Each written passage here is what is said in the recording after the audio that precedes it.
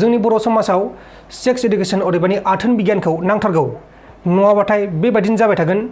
15 बोसोर 16 बोसोर 14 बोसोरावनो हाबा जागोन अब्लासो जोंनि बर' हारिया डाउन जालांबाय थागोन माने जौगानाय नङा बेनि थाखायनो मा जायो नुवाखै जिनाहारि जायो सोरखौबा जिनाहारि खालामनानै बुथारनाय जायो मानसि गोथैखौ जिनाहारि खालामनाय जायो बे सेक्सनि थाखायनो खुलुमबाय नोंथांमोनखौ आंनि बे second channel P Narzary blog चेनेलाव नोंथांमोनखौ बयखौबो बरायबाय दिनै जोङो जोंनि बर'नि एक्टर एक्ट्रिस आरो माखासे बर' लाइमोनफोरनि गाज्रि सावगारि आथोन गेलेनाय सावगारि लंथं सावगारि बेफोर सावगारिया मानो गले गले ससियेल मिडियानि गेजेराव गोसारबाय थायो दा बेखौ लानानै जोङो दिनै माखासे खोथा सावरायगोन अब्ला जेबो गोबाव खालामालासिनो दिनैनि बे भिडिअखौ जागायनोसै थुदो अब्ला जों गिबियावनो मिथिगोन जोंनि बर' समाजाव आथोन बिगियान बे जोबोर खम आथोन बिगियान गैयिनि थाखायनो जोंनि बर' समाजाव उन्दै उन्दै लाइमोनफोरा जुलि जानो गोनां जादों नङा होमबा लोगोफोर क्लास 8आव फरायनाय क्लास 9आव फरायनाय क्लास 10आव फरायनाय बेफोरबायदि गथ'फोरा जुलि जागासिनो दङ मानि थाखाय इडुकेशन अदेबानि सेक्स इडुकेशन बर' एक्टर बर' एक्ट्रिस आरो बर' लाइमोनफोरा गावसिनि गाज्रि सावगारिखौ गावसिनो हगारो नामा ना गावसिनि गोसो जानानै हगारो बेखौबो जों मिथिगोन बे जाबाय मोनसे मेलेमनि रोदा बे मेलेमनि रोदाया ओरै गावस्रायबाय थाना ओरै जाना होयो दा बेनिखायनो बेबायदिया बेनि थाखाय जायो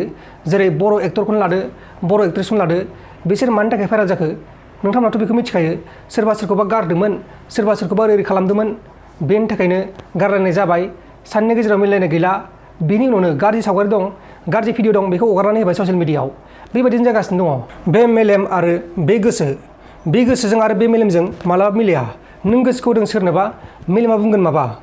बेनि थाखायनो जोंनि बे बर'फोरनि गेजेराव एक्ट्रिसानो जा एक्टरानो जा समायना समायना सिख्लाफोरानो जा गाज्रि सावगारियानो जा बा लंथं सावगारियानो जा गोसारबाय थागोन बोसोरसेयाव खनसे नङा खनसे गोसारबाय थागोन आरो बर' एक्टर एक्ट्रिसफोरल' नङा इउटुबारफोरनाबो गोसारगासिनो दं दासान्दि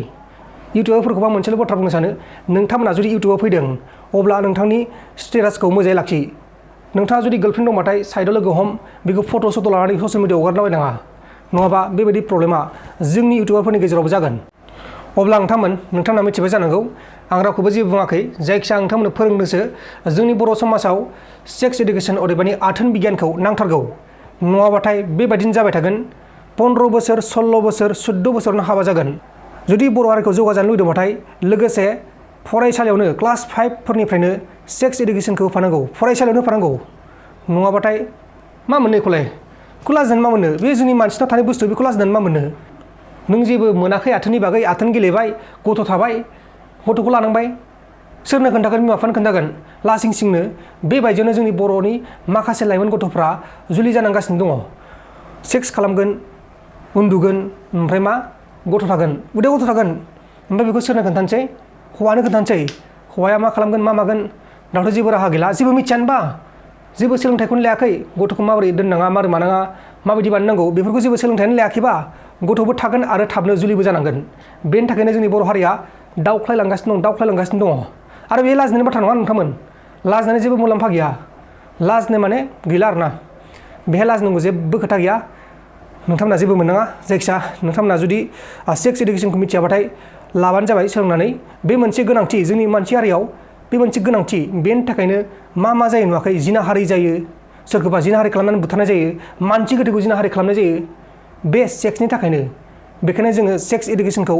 बयनिबो सिगाङावनो नांथारगौ क्लास 5 क्लास 4निफ्रायनो बे सेक्स एडुकेशनखौ होफानांगौ जेरै होयो फरायनायाव बेबायदि होनांगौ आरोना जोंनियावबो अब्लासो जोंनि हारिया जौगागोन नङा होमबा लोगोफोर दा नोंथांमोना गाज्रि मोननाङा आं जायखिया बेखौ नोंथांमोनखौ बुजायनो थाखाय माखासे लाइमोनफोरखौ जों बुजायनो थाखाय बानायनाय जाबाय नोंथांमोना जुदि मोजां मोनोबा लाइक खालामदो शेयार खालामदो साबस्क्राइब खालामदो जै बर' हारिनि